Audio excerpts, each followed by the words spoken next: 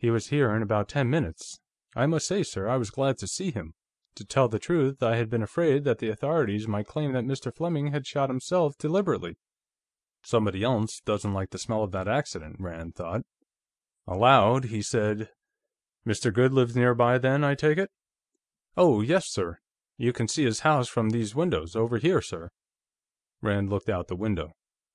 The rain-soaked lawn of the Fleming residence ended about 100 yards to the west. Beyond it, an orchard was beginning to break into leaf, and beyond the orchard and another lawn stood a half-timbered, Tudor-style house, somewhat smaller than the Fleming place. A path led down from it to the orchard, and another led from the orchard to the rear of the house from which Rand looked. "Must be comforting to know your lawyer so handy," he commented. "And what do you think, Walters? Are you satisfied in your own mind that Mr. Fleming was killed accidentally?" The servant looked at him seriously. "No, sir, I'm not," he replied. "I've thought about it a great deal since it happened, sir, and I just can't believe that Mr. Fleming would have that revolver, and start working on it without knowing that it was loaded. That just isn't possible, if you'll pardon me, sir.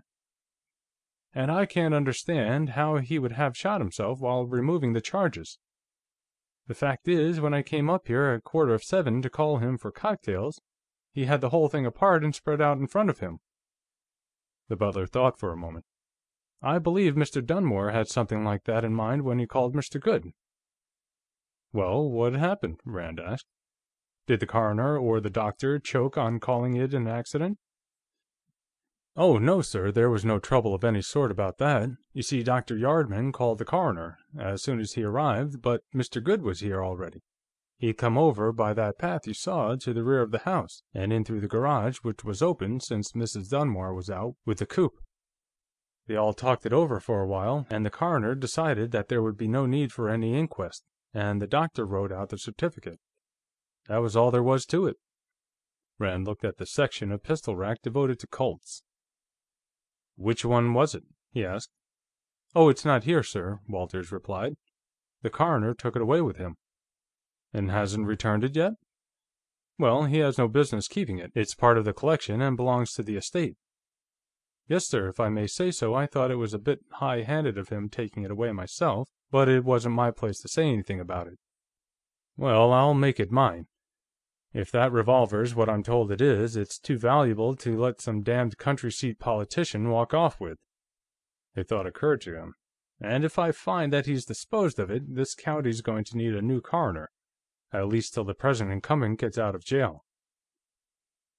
The buzzer of the extension phone went off like an annoyed rattlesnake. Walters scooped it up, spoke into it, listened for a moment, and handed it to Rand. "For you, sir. Mrs. Fleming." "Colonel Rand, Carl Gwinnett, the commission dealer I told you about, is here," Gladys told him. "Do you want to talk to him?" "Why, yes. Do I understand now that you and the other ladies want cash, and don't want the collection peddled off piecemeal?" "All right, send him up. I'll talk to him." A few minutes later, a short, compact-looking man of 40-odd entered the gunroom, shifting a briefcase to his left hand and extending his right. Rand advanced to meet him and shook hands with him. "You're Colonel Rand? Enjoyed your articles in the Rifleman," he said. "Mrs. Fleming tells me you're handling the sale of the collection for the estate." "That's right, Mr. Gwinnett. Mrs. Fleming tells me you're interested." "Yes. Originally, I offered to sell the collection for her on a commission basis, but she didn't seem to care for the idea, and neither do the other ladies. They all want spot cash and a lump sum. Yes. Mrs. Fleming herself might have been interested in your proposition if she'd been sole owner. You could probably get more for the collection, even after deducting your commission, than I'll be able to, but the collection belongs to the estate and has to be sold before any division can be made." "Yes, I see that. Well, how much would the estate, or you, consider a reasonable offer?" "Sit down, Mr. Gwinnett," Rand invited. "What would you consider a reasonable offer, yourself? We're not asking any specific price, we're just taking bids, as it were." "Well, how much have you been offered to date?" "Well, we haven't heard from everybody. In fact, we haven't put out a list, or solicited offers, except locally, as yet. but one gentleman has expressed a willingness to pay up to $25,000. Gwinnett's face expressed polite skepticism. "Colonel Rand," he protested, "you certainly don't take an offer like that seriously." "I think it was made seriously," Rand replied. "A respectable profit could be made on the collection, even at that price." Gwinnett's eyes shifted over the rows of horizontal barrels on the walls. He was almost visibly wrestling with mental arithmetic, and at the same time trying to keep any hint of his notion of the collection's real value out of his face. "Well, I doubt if I could raise that much," he said. "Might I ask who's making this offer?" "You might. I'm afraid I couldn't tell you. You wouldn't want me to publish your own offer broadcast, would you?" "I think I can guess. If I'm right, don't hold your head in a tub of water till you get it," Gwinnett advised. "Making a big offer to scare away competition is one thing, and paying off on it is another. I've seen that happen before, you know. Fact is, there's one dealer not far from here who makes a regular habit of it. He'll make some fantastic offer, and then, when everybody's been bluffed out, he'll start making objections and finding faults, and before long he'll be down to about a quarter of his original price." "The practice isn't unknown," Rand admitted. "I'll bet you don't have this $25,000 offer on paper, over a signature," Gwinnett pursued. "Well, here." He opened his briefcase and extracted a sheet of paper, handing it to Rand. "You can file this. I'll stand back of it." Rand looked at the typed and signed statement to the effect that Carl Gwinnett agreed to pay the sum of $15,000 for the Lane Fleming pistol collection, in its entirety, within 30 days of date.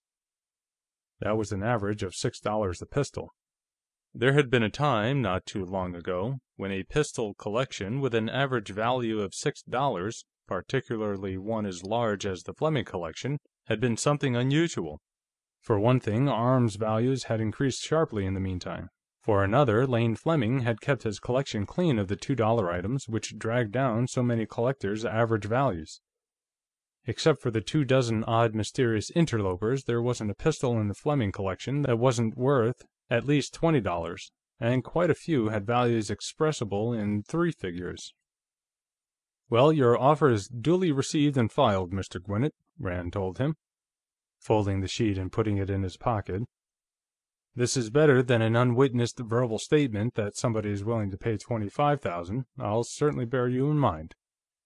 "You can show that to Arnold Rivers, if you want to," Gwinnett said. "See how much he's willing to commit himself to, over his signature." End of Chapter 7.